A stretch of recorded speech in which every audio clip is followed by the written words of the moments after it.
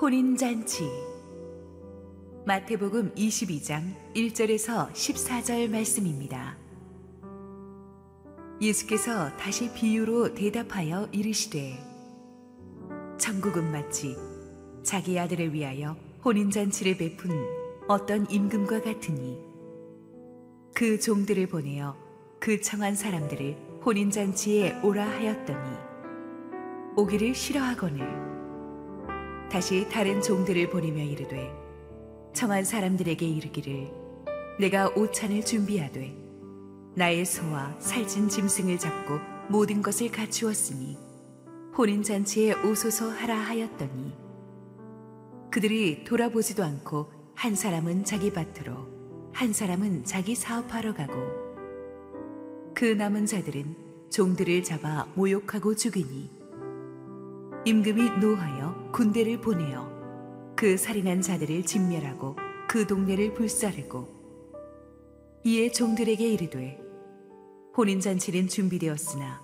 청한 사람들은 합당하지 아니하니, 내 거리 길에 가서 사람을 만나는 대로 혼인잔치에 청하여 오라 한대, 종들이 길에 나가 악한 자나 선한 자나 만나는 대로 모두 데려오니 혼인잔치에 손님들이 가득한지라. 임금이 손님들을 보러 들어올세 거기서 예복을 입지 않은 한 사람을 보고 이르되, 친구여, 어찌하여 예복을 입지 않고 여기 들어왔느냐 하니, 그가 아무 말도 못하거늘 임금이 사환들에게 말하되, 그 손발을 묶어 바깥 어두운 데에 내던지라. 거기서 슬피 울며 이를 갈게 되리라 하니라. 청함을 받은 자는 많되 택함을 입은 자는 적으니라. 다 함께 기도하겠습니다. 하나님, 은혜를 감사합니다. 하나님 앞에, 복음 앞에 다시 선다는 것이 얼마나 감격스러운 일인지 모르겠습니다. 오늘 하나님께서 말씀하여 주시고 부족한 종은 온전히 감추어 주시옵소서. 예수님 이름으로 기도했습니다. 아멘. 오늘부터 우리는 2달에 걸쳐서 교회는 네모입니다 란 주제 설교 시리즈를 주일 강단에서 다루고자 합니다. 오늘은 그 첫 번째 시간입니다. 사람들은 많이 예수 믿는다는 말을 교회 다닌다는 말과 동일하게 자주 바꿔서 쓰시는 것 같아요. 그런데 교회 다닌다는 말이 옳은 표현인지 저는 잘 모르겠습니다. 왜냐하면 학교 다닌다, 헬스클럽 다닌다 란 말과 비슷한 뜻이라면 교회를 임의로 옮기거나 또 나왔다 안 나왔다 해도 별 상관이 없을 것입니다. 그런데 교회는 그렇게 쉽게 나왔다 안 나왔다 그렇게 다닐 수 있는 곳이 아닙니다. 이런 말들을 우리가 아무 생각 없이 쓰는 것은 교회란 무엇인가에 대한 본질적인 고민을 별로 많이 안 해보았기 때문일 것입니까? 많은 사람들이 교회는 건물이라고 생각합니다. 하지만 그 말이 사실이라면 한국 전쟁 때 교회 건물들이 수없이 파괴됐다면 교회는 없어졌어야 되는데 교회는 없어지지 않았습니다. 어떤 사람들은 사람들이 가서 치유를 받으니까 교회는 병원이라고 생각합니다. 그러나 교회는 사람을 치유하지만 병원은 또 아닙니다. 또 어떤 사람은 교회가 가난한 사람들 돕고 좋은 일 많이 하니까 NGO 단체 같은 것이 아닌가 생각을 합니다. 그러나 교회는 단순히 좋은 일 하는 NGO도 아닙니다. 어떤 사람들은 교회에서 많이 뭘 가르쳐 주니까 학교 같은 곳이 아닌가 생각합니다. 그러나 학교는 또 교회와는 다릅니다. 그럼 도대체 교회는 무엇입니까? 성경은 교회가 무엇인지에 대해서 여러 가지 비유와 은유와 상징을 통해서 설명하고 있는데, 오늘의 첫 번째 주제는 혼인잔치입니다. 2절에 보면 천국은, 즉 교회는, 하나님의 나라는 자기 아들을 위해서 혼인잔치를 베푼 임금과 같다고 했습니다. 근데 이스라엘의 혼인잔치는 정말 기쁨이 가득한 문자 그대로 잔치였어요. 예수님 당시의 이스라엘 결혼식은 일주일 내내 정말 상다리가 부러지도록 풍성한 음식을 놓고 온 동네가 즐기는 잔치였습니다. 그래서 주님께서 이 하나님의 나라가, 교회가 혼인잔치와도 같다고 말씀하신 데는 교회는 축제이다라는 의미를 주신 거예요. 예수님 당시의 일반적인 종교 분위기는 금욕주의자 SNF파의 영향을 받아서 그런지 몰라도 이거 하지 말라, 저거 하지 말라는 율법적인 규제가 강했습니다. 그런데 오늘날도 보면 예수 믿고 기독교에 입문하게 되면 술, 담배도 못하고 클럽도 못 가고 도박도 못하고 주일날 마음껏 즐기지도 못하는 굉장히 고생길에 들어서는 거라고 생각하는 사람들 많습니다. 그래서 예수님 믿는다 그러면 주위에서 혀를 쯧쯧하면서 아이고 너는 이제 무슨 재미로 세상을 사는가 이렇게 물어보곤 합니다. 실제로 교회 가면 웃어서도 안 되고 엄숙하고 근엄하게 어떨 때는 화가 나 있는 표정으로 앉아 있는 분들도 많습니다. 이것은 많은 사람들이 기독교에 대해서 갖고 있는 편견입니다. 그러나 정작 교회 머리이신 예수님은 아니다. 교회는 혼인잔치와도 같은 축제 장소라고 하셨습니다. 예수님의 공생의 첫 번째 기적이 가나의 혼인잔치였습니다. 예수 믿는 삶은 세상이 알 수 없는 하늘의 기쁨이 가득한 삶인 줄 믿습니다. 그래서 젊은이들한테 왜 교회를 떠나느냐고 물었을 때 가장 많이 듣는 대답이 지루하다 혹은 재미없다인데 참으로 안타깝습니다. 교회가 심각하고 딱딱하다고 생각하는 젊은이들이 의외로 많은 거예요. 새로운 교회를 안 나와봐서 그렇구나 하는 생각도 듭니다. 예수 믿는 것은 그렇게 근엄하고 딱딱하고 지루한 경직된 것이 아닙니다. 예수 믿는 것이야말로 가장 흥분되고 가장 즐거운 일인 것입니다. 저는 교회가 성령 충만할 때 기쁨으로 충만해진다고 믿습니다. 교회가 영적으로 시험이 들면 기쁨이 없어지죠. 의식만 남고 분노와 슬픔과 짜증이 가득합니다.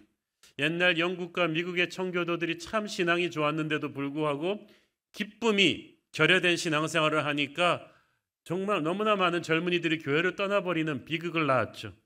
성령의 9가지 열매 중에 첫째가 사랑이고 둘째가 기쁨입니다. 시편 122편 1절에 보면은 다윗은 이렇게 말했어요. 사람이 내게 말하기를 여호와의 집에 올라가자 할 때 내가 기뻐하였도다. 그냥 기뻐했다던가 아니라 그냥 춤을 덩실덩실 출 정도로 기뻐했다는 말이에요. 여호와의 집에 올라가자는 말은 누가 교회 가자 그랬을 때 그래 그러면서 그냥 춤추듯이 달려 나오는 거예요. 여러분 교회 가자 그럴 때 춤추듯이 달려 나옵니까? 정말 기뻐서 갑니까? 진짜 좋아하는 아이돌 콘서트에 가는 팬들보다 더한 기쁨으로 교회 오십니까? 이 세상만 아는 사람들은 요즘 기쁠 일이 없습니다. 그러나 하나님의 은혜로 변화받은 성도들은 기쁨으로 교회 올 줄로 믿습니다. 초가 3단에도 만족하고 병든 몸으로도 찬양합니다. 자, 하나뿐인 왕자의 결혼식이라고 해서 왕이 너무 기뻐서 자기가 아는 모든 VIP들에게 초청장을 띄웠습니다. 오늘의 스토리에서 우리가 주목해야 될 것은 왕이 가장 먼저 초청장을 띄운, 그러니까 왕의 생각에는 본인과 가장 친하고 왕의 은혜를 가장 많이 입었고 그렇기 때문에 왕의 생각에는 반드시 달려와 줄 것으로 생각한 VIP 리스트가 있었다는 사실이에요. 그런데 놀랍게 이 초대 순위 1순위의 VIP들이 왕의 초대를 거절합니다. 참으로 배짱이 대단한 사람입니다. 어떻게 왕의 초대를 거절을 합니까? 옛날 조선시대 같으면 그것만으로도 대역죄인으로 처벌받겠죠. 그런데 이 스토리에 나오는 왕은 참으로 너그럽고 인내심이 많은 분이셔서 두 번째 초대를 또 합니다. 이번엔 다른 종들을 보냅니다. 그리고 정중하게 설득을 하는데 4절을 보니까 메시지를 조금 더 디테일하게 합니다. 다시 다른 종들을 4절 보내며 이르되 청한 사람들에게 이르기를 내가 오찬을 준비하되 나의 소와 살진 짐승을 잡고 모든 것을 갖추었으니 혼인잔치에 오소서 하라 하였더니 왕이 정말 정성을 다해서 준비했다. 이게 보통 잔치가 아니다. 꼭 와주셨으면 좋겠다는 아주 간곡한 호소였습니다. 절대 갑인 왕이 이렇게 손님들한테 이렇게 자세를 낮추어서 부드럽게 간절하게 호소한다는 게 정말 놀라운 일이에요. 이 왕이 바로 하나님을 상징합니다. 하나님께서 놀라운 천국 잔치를 준비하셨습니다. 그러므로 누가 우리에게 복음을 전해 주었을 때 하나님은 이 위대한 잔치의 티켓을 우리에게 주신 거예요. 사실 고급 헬스클럽이나 골프장의 멤버십은 천문학적인 가격입니다. 아무에게나 주지도 않습니다. 미국의 어거스타 같은 골프장은 마스터스가 열리는 어거스타 같은 골프장 회원권은 돈 주고도 살 수가 없어요. 이 땅에 어떤 특정 그룹의 회원권도 그렇게 비싼데 이 세상에서 가장 위대한 천국의 멤버십을, 초대장을 하나님께서 주셨어요. 이것을 우리가 얼마나 귀하게 여기겠습니까? 그런데 첫 번째 손님들은 두 번 생각해 보지도 않고 이 초대를 거절했어요. 여러분, 힘없는 사람도 누가 나를 거절하면 화가 나는데 절대 권력자 왕이 얼마나 자존심 상하셨겠어요? 그래도 왕은 또 사람을 보내서 설득하고 또 설득합니다. 이 본문에는 두 번밖에 안 나왔지만 성경학자들은 이 문맥상 두 번, 세 번, 네 번 왕이 계속 사람들을 보냈을 거라고 말합니다. 우리가 하나님의 초대를 거절했을 때 하나님은 우리에게 분노하지 않으시고 다시 한번 다른 사람들을 다른 때 보내서 또 설득하시고 또 설득하셨어요. 만약 우리가 처음 한 번 거절했을 때 하나님께서 관둬 그리고 그냥 끝냈다면 아마 여기 앉아 계신 분들 거의 없을걸요? 여러분, 처음 전도 받았을 때부터 곱게 싹 교회 나온 분들 거의 없잖아요. 다 몇 번씩은 튕겨보셨지. 거절하시고. 그런데 하나님이 우리를 기다려 주셨어요. 하나님이 우리를 기다려 주시고 설득할 만큼 우리는 귀한 존재들임을 믿습니다. 우리 자체가 귀한 게 아니라 하나님이 우리를 귀하게 여겨주셨기 때문에 귀한 존재예요. 아까 말씀드렸듯이 왕의 간곡한 초대에도 불구하고 이 초대장을 계속 거부했어요. 사람들이. 그것도 왕이 가장 평소에 믿었던 사람들, 가장 정성을 쏟았던 사람들이, 왕과 가장 친해서 당연히 올 거라고 생각했던 사람들이 거절했으니까 왕에게 그것은 더욱 뼈아프게 상처로 다가왔을 것입니다. 표면상의 이유는 바쁘다는 거지. 5절에 보니까 한 사람은 자기 밭으로 갔다고 했죠. 농경 문화에서 밭은 소유를 상징합니다. 그렇죠. 소유가 많으면 바쁘죠. 집이 크다 그러면 관리하기에 바쁘죠. 그런 집이 몇 채가 있다 그러면은 관리하기 바쁠 것입니다. 또 어떤 사람은 자기 사업하러 갔다고 했습니다. 직장이 바쁘죠. 먹고 살기가 정말 쉽지 않죠. 그렇지만 아무리 바빠도 하나님이 당장 오늘 나의 생명을 거둬가신다고 할 때 우리의 영원한 생명의 운명처럼 중요한 일은 없습니다. 이것이 가장 중요한 일인 거예요. 그러니까 그들이 밭을 관리해야 된다, 사업이 바쁘다, 이것은 사실 핑계였고 처음부터 그들이 올 마음이 없었어요. 시간 관리는 우선순위의 문제거든요. 3절을 보세요. 처음 초대장 받았을 때부터 그들은 오기를 싫어했다 하고 돼 있어요. 오기를 싫어했다. 만약 이 초청이 예고 없이 갑자기 오늘 오후에 잔치 있으니까 와라고 확 했던 것들이면 무례한 거죠. 거절을 해도 괜찮죠. 그렇지만 하나님은 그렇게 무례하게 초대하시지 않았어요. 4절을 보니까 다시라는 단어로 시작하잖아요. 한 번의 초청이 아니라는 얘기죠. 그러니까 그 당시 중동에서는 왕이 고관이나 손님들을 초대할 때 그들이 바쁠 걸 예상해서 미리 처음에는 한 몇 달 전에 장소와 시간과 그 행사의 성격을 미리 통보를 해줍니다. 몇 달 뒤에 이런 일이 있을 것인데 마음의 준비를 하고 있으라. 그리고 나서 시일이 임박해서 다시 사자를 보내서 기억하시죠? 3일 후에 이 행사가 있습니다. 이렇게 몇 번씩 상기를 시켜줘요. 그러므로 올 마음만 있었다면 충분히 아무리 사업이 바쁘고 직장이 바빠도 자기 일정 조절할 수 있다는 거예요. 그런데 처음부터 올 마음이 없으니까 가장 편리한 핑계인 나 직장 가야 돼, 나 바이어 만나야 돼, 이런 핑계를 댄 거예요. 여러분, 아무리 바빠도 정말 중요하다고 생각하는 일을 꼭 하지 않습니까? 젊은이들이 부모 전화는 안 받아도 여친 전화는 칼같이 받잖아요. 다 시간이 있어요. 마음이 있다면. 5절에 보니까 그들은 왕의 초대장을 가져온 사자를 돌아보지도 않았다고 했어요. 자기 볼일 보러 휑하니 나가버렸어요. 원문으로 보면은 정말 관심도 안 보이고 무시해버렸다, 우습게 여겼다는 뜻이에요. 아무리 귀한 것도 그것을 볼 줄 아는 눈이 없으면 우리는 그것을 귀하게 대하지를 않습니다. 정말 인간이 의심이 많은 존재라 귀한 게 너무 값이 싸면 의심하고 봐요. 한번 외국의 유명한 향수 회사가 한국에다가 향수를 출시했는데 너무 안 팔리니까 고심했어요. 그랬더니 한국 마케팅 담당자 한국 사람이 한국에서는 그렇게 싸게 팔면 안 된다. 가격을 일단 10배로 올리고 포장지를 바꿔서. 그랬더니 정말 날개도 친 듯이 팔렸다는 거 아니겠어요? 이게 인간의 허영심이 그런 거예요. 우리가 의심이 많아요. 이게 너무 싸게 나오면 이게 왜 싸지? 그 생각을 하는 거예요. 하물며 이 귀한 구원의 초대장이 공짜라니까 사람들이 이걸 우습게 봅니다. 옛날에 우리나라가 일제 치하에서 해방된 직후에 미국 선교사님들이 다 다시 돌아와서 이제 한국에서 다시 선교 활동을 시작했어요. 근데 나라가 가난하고 힘든데 이 전염병이 또 돌았어요. 그 동네마다 시골에서는 많은 사람들이 속수무책으로 죽어갔는데 마침 미국에서 페니실린이라는 아주 좋은 항생제가 개발이 되었죠. 그게 이제 주한미군을 통해서 한국에도 많이 들어왔는데 가난한 농부가 가족이 다 이 전염병에 걸렸는데 이 선교사님은 페니실린을 갖고 있다는 소문을 들었어요.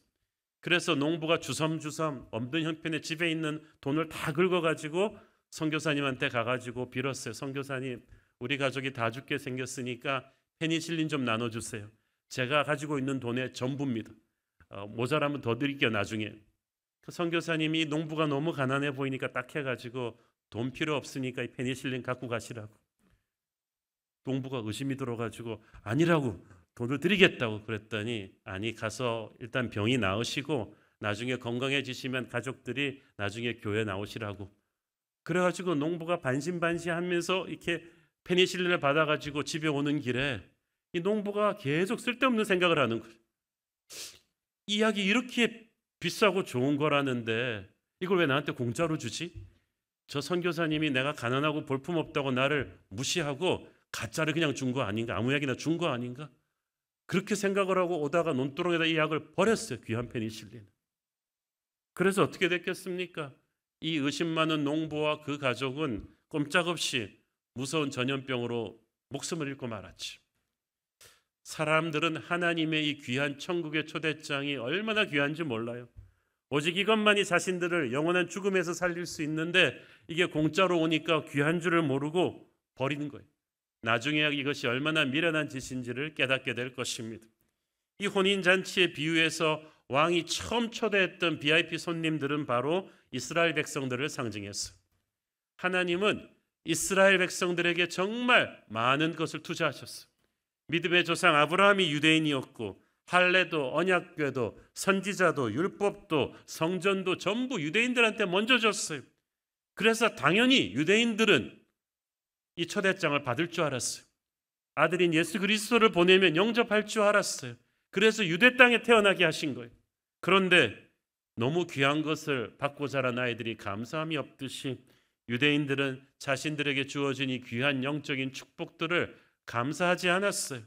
그래서 종교 의식에는 익숙했지만 실제 예수 그리스도가 오셨을 때 그분을 알아보지를 못했어요. 그분을 모욕하고 그분을 거절했어요. 6절에 보니까 초대를 거절한 정도가 아니라 왕의 사자들을 모욕하고 죽이는 만행까지 저질렀죠. 아니, 싫으면 안 오면 그만이지 왜 죽이기까지 합니까? 실제로 유대인들은 하나님의 아들 예수님을 거부했을 뿐 아니라 그분을 모욕하고 십자가에 못 박아 죽이기까지 했습니다. 요즘도 보면 하나님 믿으라고 초청하면 싫으면 안 믿으면 그만이지 알레르기적 반응을 보이면서 복음을 전해준 자들을 핍박하고 욕을 하는 극단적 케이스들이 많아요. 저는 목회하면서 그런 안타까운 케이스들 많이 봤습니다. 집안에 처음 예수 믿고 들어간 며느리가 그 불교 믿는 집안에서 말할 수 없는 고통을 당하는 걸 봤어요.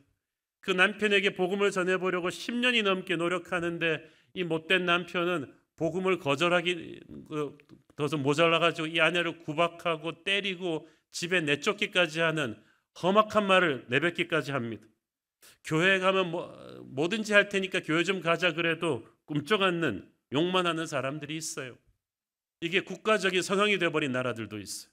기독교를 무섭게 핍박하는 국가들이 아직도 많습니다. 지금도 아프리카의 수단 같은 곳에서 인도네시아 같은 곳에서 기독교인들이 향한 테러와 그런 핍박이 얼마나 많습니까? 세계에서 가장 지독하게 기독교를 핍박하는 나라가 바로 서울에서 2시간 거리도 안 된 저 북녘 땅입니다. 얼마나 무섭게 많은 기독교인들을 핍박했는지 몰라요. 교회는 이런 강력한 저항과 핍박 속에서 계속 성장해 온 것입니다. 그런데 왕이 기다리시고 참고 또 참으시다가 왕의 인내가 한계에 달했을 때 왕을 거절한 자들을 왕도 거절하십니다.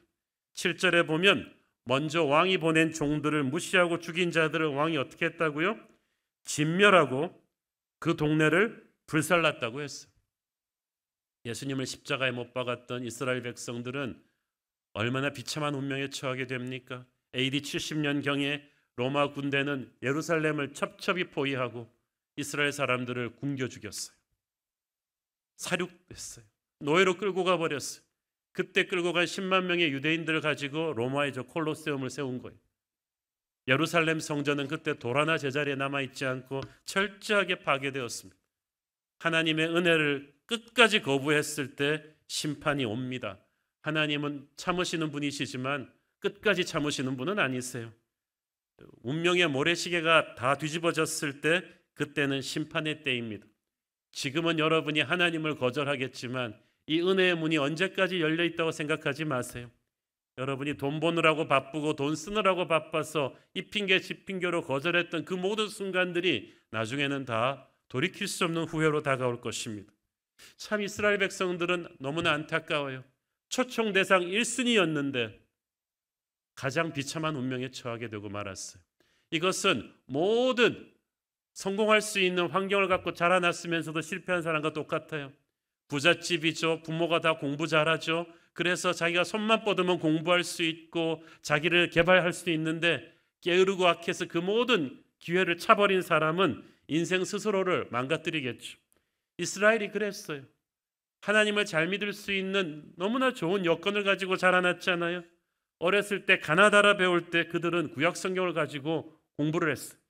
그들의 어릴 때 장난감은 전부 다 성전 안에 있는 예배였어요. 환경적으로 하나님을 너무나 잘 믿을 수 있는 사람이었는데 마음이 고집스러워서 하나님의 초대를 거절한 거예요. 그래서 그 복음의 물결이 이방인들에게 흘러가게 된 것입니다. 우리 주변에도 보면 이스라엘처럼 하나님을 너무나 잘 믿을 수 있는 환경에서 자랐으면서도 정말 쇠심줄 같은 강팍한 마음으로 복음을 거부하는 사람들이 있어요. 그렇게 예수 잘 믿는 집안에서 자라났는데도 미션 스쿨을 다니면서 복음을 접했는데도 불구하고 그렇게 믿음이 좋은 친구가 그렇게 믿음이 좋은 아내가 항상 전도하는데도 불구하고 끝까지 이 초대를 거부하는 사람들이 있어요.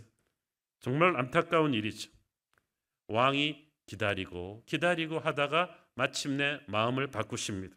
그래서 안 되겠다. 초청의 대상과 범위를 재조정해야겠다고 결심하십니다. 8절 9절 읽습니다. 이에 종들에게 이르되 혼인잔치는 준비되었으나 청한 사람들은 합당하지 아니하니라. 내거리 길에 가서 사람을 만나는 대로 혼인잔치에 청하여 오라 한대. 잔치는 준비되었는데 복음에는 문제가 없는데 받는 사람들의 마음밭이 문제가 있구나. 그래서 바꾼 거예요. 처음 초청했던 사람들보다 외형적 조건이 떨어지지만 길거리에 나와 있는 모든 사람들을 다 데려오라.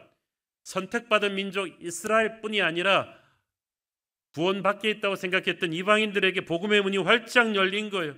그래서 유대인들이 무시했던 창녀, 세리, 뭉둥병자 이방인들에게 구원의 문이 활짝 열려버렸어요.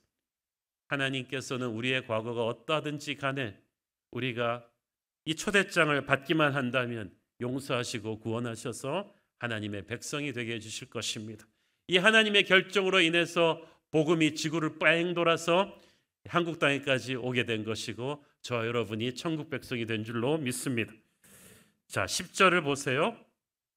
종들이 길에 나가 악한 자나 선한 자나 만나는 대로 모두 데려오니 혼인잔치에 손님들이 가득한지라. 자, 여기서 잘 보세요. 선한 자나 악한 자나 이것은 인간의 기준으로 볼 때 그렇다는 얘기예요. 근데 우리는 사람의 성품을 끝까지 볼 수 있는 눈이 없거든요. 그 우리 마음에 안 들면 우리는 악한 자라고 구분지어 버리는 경우가 많은데 하나님께서는 네가 판단하지 말고 선한 자 악한 자 할 것 없이 만나는 사람을 다 데려오라고 하는 거예요. 너의 눈에 보기 약한 사람도 하나님의 손에 잡히면 어떻게 변할지 모르고, 너의 눈에 보기에 선한 사람도 하나님을 거절할 수도 있기 때문에 네가 판단하지 말고 데려오라는 거죠. 오래전에 제가 아는 한 형제는 덩치가 크고 성격도 아주 콸콸한 사람이었어. 인상도요, 그 영화 어둠의 자식들 그런 데 출연한 사람 같아. 무서워요. 제가 목사가 아니었으면 그분 옆에 가까이 가지 못했을 텐데 항상 저한테 와서 자기는 어린 양이라고 그랬어요. 어떻게 교육이 되셨습니까? 그랬더니 자기 스스로 영적인 목마름을 느끼고 나 이렇게 살아서는 안 되겠다 그 생각하고 교회 왔다가 목사님 설교 듣고 예수 믿었다는 거예요. 예수님 믿고 나니까 이분이 너무 좋아가지고 주변에 그 직장 동료 뭐 친구들 가서 다 전도를 하는데 깜짝 놀랐대요. 자기 직장 동료 10년 동안 직장 동료 친구들 중에 이미 예수 믿는 사람들이 많았다는 거예요. 그 다음부터 그 사람들 찾아가서 멱살을 잡고 야, 너 왜 나한테 전도 안 했어? 너하고 내가 안 지가 10년이 넘었는데 왜 너 천국 혼자 가려고 그랬어? 난 지옥 가고 너 그렇게 살아야겠어? 막 그랬더니 전부 다 너무 미안하다, 너무 미안하다. 그래서 제가 그 사람들을 대변해서 그 형제한테 얘기해 줬죠. 형제님이 너무 무서우니까 주위 분들이 전도를 못했겠죠. 그랬더니 그 형제가 씩 웃으면서 하긴 그래요 목사님, 제가 좀 무섭긴 하죠. 그리고 제가 주변에 교회 다니는 사람들 너무너무 무섭게 야단쳤던 그게 있어서 함부로 전도하지 못했을 거라는 거죠. 그래도 그렇죠. 그래도 전도를 해야죠. 여러분, 우리가 판단할 게 아니라는 거죠. 종들에게 주어진 사명은 만나는 사람 다 데려오는 것이지 이 사람이 믿을까 안 믿을까를 우리가 먼저 판단하는 건 아니라는 거지. 의외로 이 사람은 너무 착하고 순종적이어서 그냥 믿을 것 같은데 끝까지 안 믿는 사람이 있고요. 저 사람은 전도하다가 내가 한 대 맞는 거 아니야? 이런 것 같은 사람인데 의외로 복음 앞에 무너지는 사람이 있어. 그렇기 때문에 우리의 사명은 전하는 데까지, 마무리는 하나님이 하십니다. 만나는 모든 자들을 데려오라. 이것은 하나님이 우리 모든 크리스천들에게 주어진 인생 사명이기도 합니다. 네가 살면서 스치는 모든 사람은 하나님에게 귀중하다. 너는 하나님의 초대장을 한 번은 전해줄 임무가 있다. 그걸 전도라고 합니다. 이 전도가 너무 중요하기 때문에 성경은 이걸 지상명령, The Great Commission이라고 하는 거예요. 살면서 그 사람에게 천국에 올 수 있는 초대장은 유일하게 여러분만일 수도 있어요. 그렇기 때문에 여러분이 초대장을 안 주면 그 사람은 기회도 없을 수가 있다는 거죠. 그래서 망설이지 말고 기다리지 말고 초대장을 주라고 하나님은 하시는 거예요.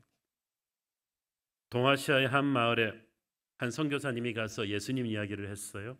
예수님은 구원자이십니다. 그분 외에는 구원이 없습니다라고 했더니 한 주민이 다가오더니 묻더래요. 그 예수님이 오신 지가 얼마나 됐습니까? 이 땅에. 선교사님이 2000년 됐다고. 그랬더니 그 주민이 선교사님을 빵! 얼굴을 때리더라고요. 옛기 게으른 사람아, 그런데 어째 지금 왔단 말이오. 2000년 전에 오신 예수님이 그렇게 좋은 분이라면 진작 왔어야지. 당신들이 게을러서 이제 와가지고 우리 아버지, 우리 할아버지, 우리 증조할아버지 다 예수님 모르고 죽었잖아요. 선교사님이 따기는 맞았지만 그 충격의 메시지가 강렬하게 가슴에 왔더래요. 사실이에요. 사실이에요. 하나님께서는 지금도 우리에게 그런 거룩한 압박을 주시지 않습니까? 그래서 스치는 사람에게 복음을 전할 수 있는 사명이 여러분에게 있는 거예요. 오늘의 스토리 끝부분에 중요한 에피소드 하나가 등장합니다. 이렇게 왕이 정성을 들여 모은 잔치자리에서 임금이 어떻게 합니까? 11절 보세요. 임금이 손님들을 보러 들어올세 거기서 예복을 입지 않은 한 사람을 보고 이르되 친구여 어찌하여 예복을 입지 않고 여기 들어왔느냐 하니 그가 아무 말도 못하거늘 임금이 사관들에게 말하되 그 손발을 묶어 바깥 어두운 데에 내던지라 거기서 슬피 울며 이를 갈게 되리라 하니라. 야, 이거는 또 좀 너무 무섭지 않아요? 아니 임금이 그 옷 좀 호루마기 입었다고 그렇게 사람을 그렇게 잔치에 어려운 마음으로 온 사람을 내쫓냐? 이게 실제로 일어난 일이 아니고 상징적인 의미를 담고 있는 비유라는 걸 생각하세요. 자, 옛날부터 왕이 입는 잔치에는 왕이 준비한 왕실용 최고급 예복을 입고 참석해야만 합니다. 이 예복이 워낙 비싸고 고급스러워서 사실 일반인들은 구할 수가 없어요. 그러면 어떻게 합니까? 그들이 돈으로 사는 게 아니고 왕의 은총으로 하사하는 거예요. 그래서 일반인들이 일단 왕궁 앞에 들어오면은 왕의 예복이 쫙 입는 옷걸이들이 있고 거기서 자기의 옷을 벗고 왕이 준비한 예복을 입고 들어오면 되는 거예요. 그러니까 이 사람한테 그 예복을 사라는 것도 아니고 만들라는 것도 아니고 왕이 은총으로 주는 거를 입고 들어오면 되는 거예요. 그런데 손님 중 하나가 그걸 안 하고 자기 딴에는 자기 의복 정도면은 왕의 예복에 못지않다고 건들거리면서 들어온 거예요. 근데 들어와 보고 딱 알았어요. 그렇죠? 조기 축구의 챔피언이던 사람이 딱 프리미어리그 가보면 딱 알듯이 자기가 빛나는 줄 알았던 촛불이 태양 앞에 섰을 때 초라함을 느끼듯이 그 자리가 너무나 비참해지는 거예요. 자기 때문에. 왜 잔치에 참여하기 전에 왕의 예복을 입어야 합니까? 죄인의 모습으로는 하나님을 만날 수가 없기 때문이에요. 이 예복은 예수님의 십자가 은혜를 상징합니다. 예복을 입는다는 것은 나의 옛사람의 죄의 옷을 벗고 나를 용서해 주신 십자가의 은혜를 내가 믿는다는 사실이에요. 그것이 교회 멤버십의 유일한 조건이에요. 그래서 이 14절 말씀, 청함을 받은 자는 많되 택함을 받은 자는 적으니라. 초대장을 받고 오는 게 문제가 아니라 와서 예수님의 십자가의 은혜로 옷을 입어야 돼요. 그래야 진짜 교회 멤버가 되는 거예요. 이것이 교회에 다니는 것과 교회의 일원이 되는 것의 차이예요. 오늘날 한국 교회가 이 문제를 분명하게 해야 돼요. 많은 사람들이 교회에 올 수는 있습니다. 그러나 다 구원받는 건 아니에요. 우리 눈에는 안 보이지만 하나님의 눈에는 예수님의 보혈로 옷 입지 않은 사람들이 보이는 거예요. 그 사람들은 교회에 다니는 사람들이지 교회에 속한 사람들이 아니에요. 십자가에서 나를 위해 돌아가신 예수님의 은혜를 분명히 알고 회개하고 거듭날 때 우리는 진정 교회의 일원이 되는 것입니다. 그래서 그것을 혹시 간과하고 있는 분들이 있을까 봐 CS를 하는 거예요. 1대1로 우리는 구원의 확신을 확인을 합니다. 여러분은 교회 오래 다니고 모태신앙이고 그것 따지기 전에 예수님의 십자가의 복음으로 거듭나셨습니까? 이 신앙이 진짜 크리스천을 만드는 것입니다. 하나님은 예수님의 보혈의 은혜를 아는 사람들을 한 사람 한 사람 모으셔서 교회의 일원으로 만드시는 거예요. 이 잔치에 초대받고 이 예수님의 복음으로 거듭났다는 것은 100% 은혜입니다. 이 결정은 인간이 한 게 아니에요. 하나님이 하신 거예요. 교회는 하나님의 부르심에 응해서 구원받은 사람들의 모임인 거예요. 그래서 교회 성도들에겐 딴 건 없어도 예수님 만난 간증 하나는 있어야 돼요. 우리가 이 교회 일원이 되었다는 것은 얼마나 큰 복인지 모르겠어요. 요한계시록 19장 9절을 보세요. 천사가 내게 말하기를 기록하라. 어린 양의 혼인잔치에 청함을 받은 자들은 복이 있도다 하고 또 내게 말하되 이것은 하나님의 참되신 말씀이라 하기로. 누가 복이 있다고요? 혼인잔치에 청함을 받은 사람이 복이 있다. 우리는 우리 자식이 명문대 가고 돈 많이 벌고 이러면 복 받았네요 합니다. 그러나 진짜 복은 어린 양의 혼인잔치에 초대받아 십자가의 은혜로 거듭나서 이 천국 잔치에 서 있는 것입니다. 교회를 가리켜 헬라어로 이클리시아, 부르심을 받은 사람들의 공동체라고 말합니다. 여기에 있는 우리 한 사람 한 사람이 그런 놀라운 네버엔딩 그레이스, 십자가의 은혜를 입은 사람들인 줄 믿습니다. 우리를 이 시대 한 공동체에 속하게 하신 것은 이제 우리를 통해서 이루고자 하는 놀라운 뜻이 있기 때문입니다. 우리가 예수님의 은혜로 함께 모였기 때문에 우리가 모일 때 기쁨이 있고, 우리가 예수님의 은혜로 함께 모였기 때문에 거룩한 능력이 있고, 은혜로 함께 모인 자들이 있기 때문에 우리가 나가서 또 은혜를 흘려보내는 축복의 통로가 되어야 될 줄로 믿습니다. 기도하겠습니다. 주님, 은혜를 감사합니다. 교회가 어린 양의 혼인잔치임을 알려주셔서 감사합니다. 이 잔치에 초대받게 하시고 이 초대에 응하게 하시고 어린 양의 보혈 예수님의 예복으로 거듭나게 하시니 감사합니다. 이제 우리가 복음의 전령이 되어 이 귀한 복음을 온 세상에 전하게 하시고 이 은혜 안에 있는 사람들끼리 서로 사랑하는 교회 되게 하여 주옵소서. 예수님 이름으로 기도했습니다. 아멘.